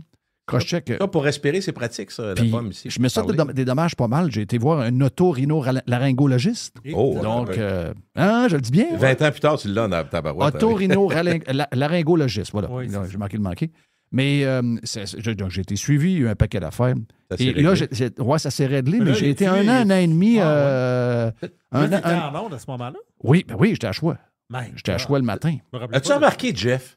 Parce que ça doit t'arriver comme. Moi, j'ai fait 17-18 ans là, à me lever à 4 h du matin, mais quand ça me frappe, et là, j'ai le goût de te le demander parce que tu parles de ça de tes débuts aussi. On en parle souvent, mais en même temps, c'est parce que ça a tellement changé. Mais quand je parle à quelqu'un, parce que tout le monde vient tout le temps de parler, à l'époque, le zoo, la jungle, dans ton cas, ben, je t'ai connu au Saguenay, ben, ça part. Mais quand tu leur dis, une des premières choses dont ils te parlent, puis qui les surprend, c'est le fait de se lever à cette heure-là, comme si c'était la fin du monde. Puis moi, je dis tout le temps, je dis, écoutez, il y a des fermiers qui font ça toute leur vie. Il y a Oui. du monde, il y a des livreurs qui font ça toute leur vie. Tu sais, j'ai jamais ramené ça à moi, parce que je me dis, Mais il y en a d'autres qui le font. ben oui, Ben oui, absolument. ben oui, il y en a d'autres qui le font. Mais tu as remarqué à quel point les gens se disent, comment tu fais pour te lever à 4 heures? Ah, On ça, le faisait, regarde. eh bien écoute, on le faisait. Ben, c'est sûr que quand t'es dedans, le plus drôle, c'est que quand t'es. Tu le sais, là, mais je veux dire, mais quand t'es dedans, c'est ta vie, OK? C'est quand t'arrêtes que tu vois que ça n'a pas de sens. C'est une fois que t'as arrêté, tu dis, OK, ouais, tu sais, puis rappelle-toi comment c'était dur. Moi, ce que j'ai trouvé dur, là, c'était pas de me lever à 3h30 du matin. C'était de me coucher le soir. C'était aussi de revenir le lundi parce que tu as comme 2 jours où tu as comme un genre de début de vie normale où quand on partait en vacances 1 semaine ou 2 semaines ou l'été, là, il faut que tu recommences la routine. Ça, excuse-moi, c'était killer. Là. Oh, oui. Ça, c'était killer. Oui. Mais moi, j'ai un grand respect. Comme tu le dis, les fermiers, les livreurs, les gars qui se lèvent à 4 h du matin, qui s'en vont Construction, travailler. ils sont à 7 Ceux qui heures travaillent sur de le chantier. nuit, encore du monde qui travaille de nuit Eh ben, pour pas vrai. mal, pas mal. Donc, puis qui font ça des années et des années. Tu sais, moi, ça n'a pas été long. J'ai fait 3 ans au Saguenay, j'ai fait à peu près 10 ans à. Tu sais, j'ai fait 15 ans dans ma vie. Là. C'est pas. Ben, oui, je sais que c'est pas une vie complète, mais c'est plus qu'à moi, la majorité des gens. Là. Oh oui, c'est plus que la majorité des gens. Mais ce que j'expliquais, parce qu'ils me disaient, mais comment ça se fait? Moi, j'explique aux gens, j'ai 64 ans, donc. Puis j'ai dit, je l'ai fait longtemps, puis on a eu Mais j'ai dit, et en même temps, jamais je vais me comparer à des gens qui font des jobs de grand stress, comme par exemple opérer à cœur ouvert. On prend tout le temps le même exemple, mais on n'est pas des médecins spécialistes. Là. On est des performeurs. Par contre, j'ai dit, ce qui est étonnant, puis qui explique un peu la fatigue, c'est que tu as 2-3 affaires que tu n'oublieras jamais quand tu rouvres le micro. Premièrement, tu te dis, à l'époque, plus vrai qu'aujourd'hui, là, à l'époque, tu disais, si je suis plate, il change de poste. Bang. Oui. Moi, faut pas que tu penses à ça, tu le sais, on se l'est tout dit, il faut pas le penser. Mais on y pense pareil. Aujourd'hui, ils Première sont affaire. toutes plates, puis tout le monde dit, Mais- on va aller écouter des podcasts. Ben exactement. Mais à l'époque, première affaire. Deuxièmement, tu sais que c'est un show. Toi, Jeff, t'as compris ça. Moi, j'ai compris que c'est un show. Donc, il faut que tu performes. Faut que tu. Puis moi, j'avais les masses en l'air parce que je voulais être vivant, dynamique. Puis je voulais écouter comme il faut pour reprendre. Tu sais, quelqu'un qui dit quelque chose, un peu d'ironie, tout ça. Fait, il y avait un côté chaud tout le temps. Mais ça, c'est plus fatigant. Fait que souvent, puis en même temps, c'est pas une plainte que je fais, mais souvent, quand j'avais fini mon show, j'étais brûlé. Ça doit t'arriver des fois. Ben oui, ben oui. Parce que des fois, t'as des problèmes techniques, ça te dérange. Nous autres, on a un problème technique. Ouais, il y a des journées que c'est plus tough que d'autres. Des fois, ça, Il y a des des fois, journées ça que marche. il y a des pas. journées que c'est plus dur, tu sais, même. Puis on se trouve mauvais des journées que ça marche Ouais, pas. regarde, c'est tough. Mais tough, comme dans la tough. vie de tout le monde, il y a des journées témoins dedans. Puis, Fait que- tu sais, aujourd'hui, là, je suis obligé de te dire que c'est un peu plus facile qu'hier. Parce que avant, tu étais poigné avec ce qu'on avait. On avait quelques journaux, on avait Ah ouais, un ouais. poste de TV ou deux, il y avait quelques affaires. Puis tu sais, c'était très limité à l'entour de nous. Aujourd'hui, le nombre de sujets, il est illimité. Tu sais, je veux dire, regarde juste Ouais. comment on fait la couverture de la politique américaine. Jamais on n'aurait fait ça il y a, Ben non, il y a- ben il y a non, 15 ans, il y a 20 ans. Tu sais, les moyens... Tu sais, ce qui est proche de nous avant, c'était en dedans de 20 km. Aujourd'hui, c'est en dedans de 2000 km quasiment. Tu sais, donc, le local, c'est beaucoup... tu sais, puis on fait des... Il y a des sagas qui se bâtissent. C'est 24 heures, c'est sans arrêt. Tu es fidé continuellement. Donc, mais à l'époque, on n'avait pas ça. Imagine-toi, hey, si le monde m'entendait... Moi, tu sais que j'ai été patron à un moment donné. Mhm. Puis quand je m'assoyais avec les gens qui faisaient la radio, Les artisans. là. les artisans, ben, tu sais, ces gens-là me partageaient des fois des problèmes de trouver du contenu, puis de ci, Ah puis ouais. de ça, parce que c'est tranquille aujourd'hui. Ouais. Mais moi, je leur disais tout le temps, quand c'est tranquille, c'est le moment où tu en inventes. Il faut que tu inventes des histoires, invente des nouvelles. Pars un trend. La nouvelle, elle part toujours de quelque part. Crée la nouvelle. Hey, aujourd'hui, ils diraient fake news. Mais moi, je disais ça pour vrai. Parce que Mais tu partais toujours d'une vérité, quelque chose qui est dans l'air, puis là, tu bâtissais une histoire là-dessus, ben oui. bâtissant une, puis au pire, Oui. allez, regarde, mets un peu de couleur, puis mets un peu de gaz, puis ouais, donc, fais un show, esti. Ouais, mais la nouvelle que. Non, mets du gaz. Ouais, mets-en. Ouais, mais je vois. Exagère là. Ils vont comprendre que tu exagères, ils vont rire aussi. Quand tu fais de l'ironie, Jeff, quand tu fais de Ben oui. l'exagération, que tu penses que le monde sourit, J'ai dit, dit, ah, Mathieu. Pars ton histoire grosse de même. Quand Ouais. elle va arriver dans les oreilles du monde, elle va être petite de même. Donc, assez. ouais, ouais. J'ai dit, si t'as part de même, elle va être rendue minuscule dans l'oreille de l'autre. Là. Donc, c'était un peu la manière de penser, mais je pense à ça souvent parce que le monde aujourd'hui capote sur qui fait la nouvelle, comment faire la nouvelle, toutes les histoires de désinformation, puis tout ce que tu veux. Voyons, donc, c'est tout. Mais ce qui est drôle, Jeff, c'est qu'il n'y a jamais eu autant de sujets possibles parce que Il y en tu a as accès à sacrément. tout. Sauf que quand tu regardes les médias, ils ont toutes les mêmes nouvelles. Tu te dis, la pour ça facilité que est je vois encore pas. là. Mais je le sais, c'est ça, je te dis. Faut que tu sortes un peu des sentiers, puis c'est là que c'est le fun. Ben oui. Moi, je trouve. Ben, Regarde, on prend les nouvelles. Là, tu sais, je veux dire, Ouais. c'est tellement prévisible. Cette semaine, c'était un genre de. Bon, il y a eu l'histoire de Nordvolt là, qui a fait jaser pas mal, puis avec raison. Mais, tu sais, je veux dire, à part Nordvolt, il n'y a pas grand-chose. On dirait que là, vu que Kamala Harris est en train de s'atteindre par elle-même, Trump est en train de monter dans les sondages, est en train quasiment de gagner toutes les swing states, en train de gagner probablement le nombre de grands électeurs d'après les sondages. Il reste juste le vote populaire, on est quasiment nez à nez. Donc, elle est en train de s'atteindre. On dirait que là, on en parlait moins un peu. Là. Ouais, on va. Donc, là, on fait quoi? Ça fait prévisible à mort. La subvention du tournoi de golf. Parce que le tournoi de golf, ce qu'on devrait parler, d'abord, premièrement, on est très chanceux de l'avoir. OK, très chanceux d'avoir ce genre de LPGA, compétition. c'est ça? Non, c'est la PGA. PGA, C'est OK. c'est la PGA, c'est la Coupe du Président, c'est le tournoi, c'est un des tournois les plus prestigieux de la PGA. C'est les Américains contre le monde. C'est les Américains contre le monde. OK, Alors, c'est ça. il y a une année, tu as la Ryder Cup, donc c'est les Américains contre les Européens. Et l'autre année, c'est la President Cup, c'est les Américains contre le reste du monde. Donc, le Canada, l'Australie, C'est ça. les pays, Les Sud-Africains, la Corée, c'est les ça, Japonais. les Asiatiques, exactement. Donc, le golf, c'est un sport mondial. Donc, on est chanceux d'avoir ça. Le sujet, si on voulait parler de ça, premièrement, on est très chanceux. Bravo à ceux qui ont tiré ça. C'est un coup de maître parce que c'est la deuxième fois qu'on a la Coupe du Président en 25 ans. C'est vraiment un coup de maître pour le Royal Montréal. Mais ce qu'on devrait jaser, c'est comment on est en train de tout scraper. Comment on est en train de faire avec le tournoi de golf, la même chose qu'on a fait avec la F1. Exactement, j'allais là au Grand Prix, ben oui. Au Grand Prix, où on a eu une année terrible. On va s'auto-exclure, le Grand Prix, ça s'en vient. Là. Regarde, là, où sont les joueurs de golf en ce moment? Où est l'organisation et les joueurs de golf? Ils ne sont pas dans un Comfort Inn. Savez-vous où ils sont? Ils sont au Reine-Élisabeth. Oui. Ben oui, downtown. Et qu'est-ce qu'il y a au Reine-Élisabeth? Il y a une grève, des moyens de pression. Les manifs, c'est ça, les pancartes en avant puis tout. Bienvenue. 7 jours de grève pendant la semaine du tournoi. C'est 7 jours de grève. C'est même pas des... c'est vraiment... c'est pas juste c'est une vraie grève. Là. C'est une vraie grève. OK. C'est les cadres qui donnent. Ensuite, on a refait le pont de l'île Bizarre. OK? Cette année-là, donc le pont de l'île Bizarre n'est pas accessible sur toutes les voies. Donc, les joueurs et les clients qui y vont, les entreprises qui ont payé des tentes, le corporatif, des gros prix, là, ils ont payé 200 000, 250 000 pour avoir une petite tente avec un lunch et tout. Ça lui prend 1h15, 1h30 rentrer sur l'île. Les résidents, la même chose. Mais, tu sais, je veux dire, ça, c'est la même affaire. On a les mêmes problèmes au Grand Prix de Montréal avec le pont de la Concorde, le ci, le ça, qui a été...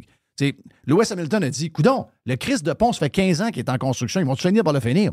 Mais là, je pogne les tweets des gens de la PGA. Là, ils disent, ben ouais, mais ça n'a pas de bon sens d'avoir accès à un site où est-ce qu'on doit aller pratiquer, où on va jouer, puis ça prend 1h15 dans le char. What the fuck is that? T'sais, ils ne sont pas habitués à ça. C'est de ça qu'on devrait parler. C'est notre décadence, c'est la déchéance, c'est comment on est désorganisé comme société. C'est lui le sujet. Plus que le coût, le prix. C'est pas tu comprends? Non, mais on parle juste du prix. Là on parle juste de la subvention. Mais as-tu vu moi, quand la politique reprend ça de même, on peut dire ça de tellement de choses, Jeff. On pourrait dire ça d'à peu près tous les sujets. Tous les gens qui sont riches, tous les gens qui ont fait de l'argent, on dit, ouais, mais dans ce temps-là, on rénove pas les écoles, puis on aurait pu nourrir des enfants avec cet argent-là. On peut le dire sur tout ce qui est dépensé. À vous, sur n'importe quoi, on peut aller voir une personne qui gagne, je sais pas, 7 millions par année. On va dire, elle n'a pas besoin de 7 millions par année, après en donner un peu. Tu sais, on peut pas repartir ce débat-là tout le temps. On évite le sujet quand on parle juste du coût. On évite l'opportunité. Mais tu sais, mettons que les Olympiques là, à Paris, là, OK, là, qu'on soit pour ou contre, mettons que tu es parisien. Moi, je suis pas content d'avoir les Olympiques. Je suis français, je suis pas content. Ça coûte cher. Ça, c'est une affaire. L'autre affaire, c'est que si on les a, on peut toujours recevoir le monde. Tu peux être contre, mais si on les a, les Olympiques, on peut toujours recevoir le monde correctement. Moi, je pense que c'est ça le point. C'est que l'histoire du golf, oui, non, subvention, si, ça. Bon, ça c'est un débat. L'autre débat, c'est on l'a le tournoi de golf. Ça peut-tu être bien fait? Clean. Ouais. Ça peut-tu être correct? On peut-tu que les gens partent de Montréal et vont dire, hey, à Montréal, c'est quelque chose. Voilà. C'était juste la perfection. Oublie pas le monde qui travaille à l'hôtel, là. Tu dis, ouais, mais là, ceux autres, là, ils pensent pour eux autres, puis ils veulent faire. Ouais. T'as feras ta grève la semaine prochaine, câlisse. Oui. T'as-tu un peu d'honneur? Puis, est-ce que tu l'aimes, ta ville? Je vais répéter un peu ce que j'ai dit hier dans l'ouverture de Radio Pirate, hier, puis on a parlé encore aujourd'hui dans Radio Pirate Prime. Mais c'est toujours drôle de voir que c'est soulevé par ceux qui partent l'histoire. Ce sont des foules subventionnées. OK? Oui. La presse a été les premiers. La presse, 65 des sondages, des salaires des journalistes sont payés maintenant par différentes formes de subventions. OK? Même chose pour Radio-Canada. Même chose pour RDI. Donc, mais Gérald Filion, là, son 150 000 par année, il est payé à 100 par la subvention. C'est eux qui ont parti le bal de l'histoire des subventions. Puis, si vous voulez vraiment embarquer là-dedans, là, OK, parfait. On ne veut pas subventionner. Moi, je suis contre toute forme de subvention, OK? Mais pour tout le monde. Si tu commences à donner des subventions, t'es pogné. Là. À qui on en donne? Si toi, t'en as, s'il y a une organisation que t'aimes qui en a, s'il y a une business que t'aimes en a, peut-être le tour à l'organisation de golf d'avoir un tournoi d'envergure ici à Montréal. Mais ça, si t'es pour, t'es pour. Moi, je suis contre. Moi, j'en aurais pas pour la F1. Je suis un maniaque de F1. Je suis un maniaque de golf. Il n'y en aurait pas pour le golf. Il n'y en aurait, mais pour rien, incluant Radio-Canada et la presse et tous les journaux, puis tous ceux, puis Nordvolt, tout ce que tu veux. Ça, c'est ma manière de voir les choses. Mais eux autres, c'est comme, quand ça fait mon affaire, oui. Mais regarde, là, les millionnaires, là, parfait. C'est ce que je te disais. Tu te rappelles tantôt ce que je t'ai conté, Jerry? Oui. Les riches. Festival d'été est terminé. Ben, non, mais au lieu de payer 120, tu vas payer 350. C'est ça. Ben oui. C'est 4,5 millions récurrents. Pas une fois. Pas comme le tournoi de golf. Chaque année. C'est 4,5 millions de subventions par année. Ah, c'est le fun, le festival d'été. Fini.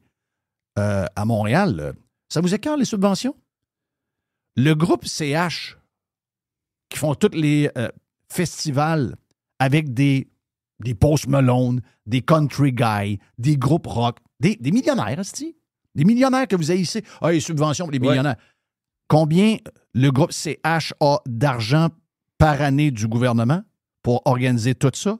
35 millions par année de subventions pures, année après année. Pour des riches, encore une fois, parce que tu fais venir des vedettes, c'est quoi? C'est du monde qui arrive. Lady Gaga arrive en jet, là.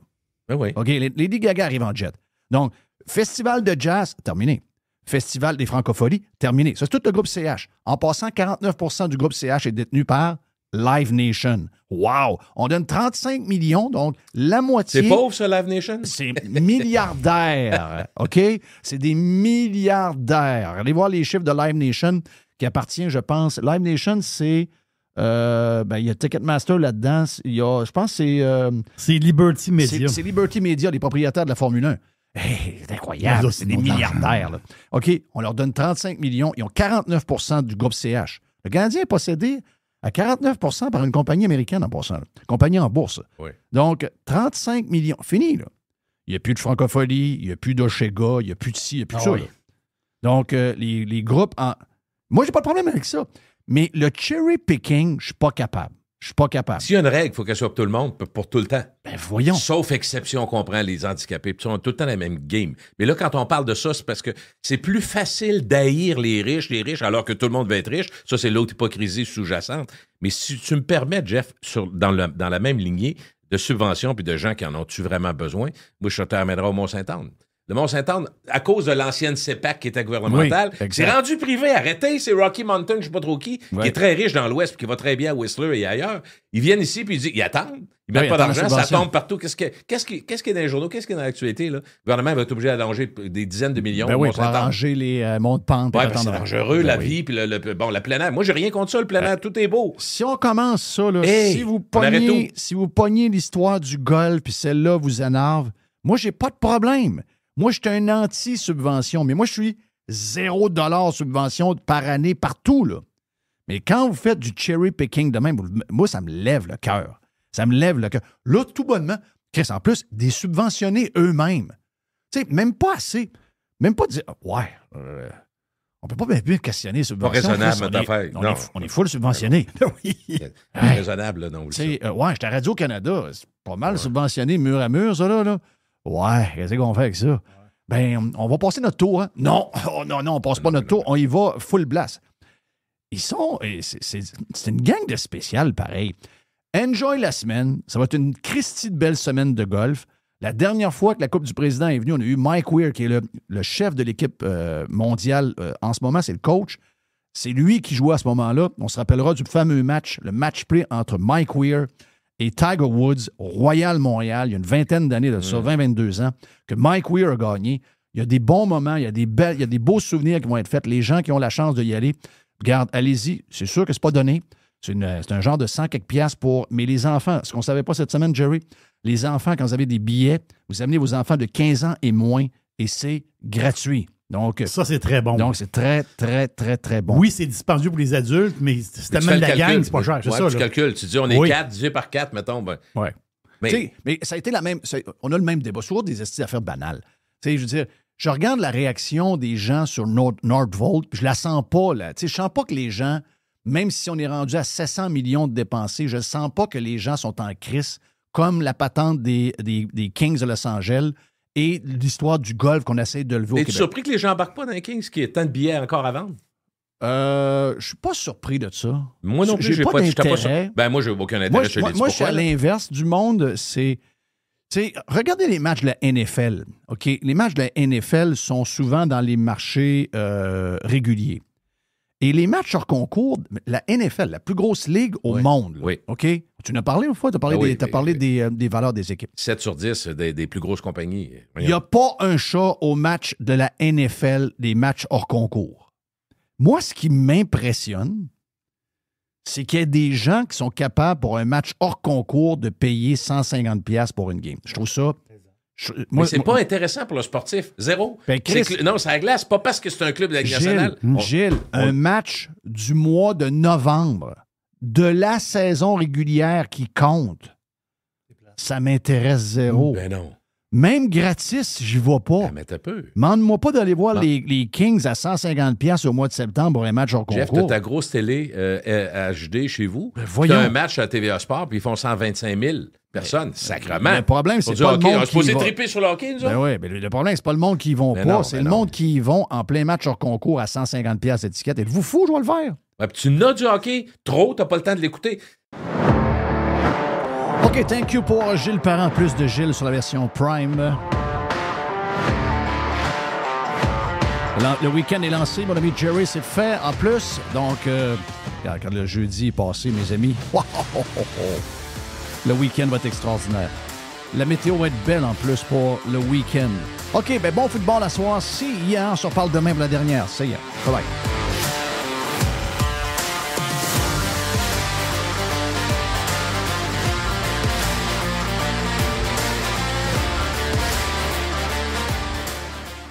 What's this machine do? Your attention, please. Thank you. Pirate. Radiopirate.com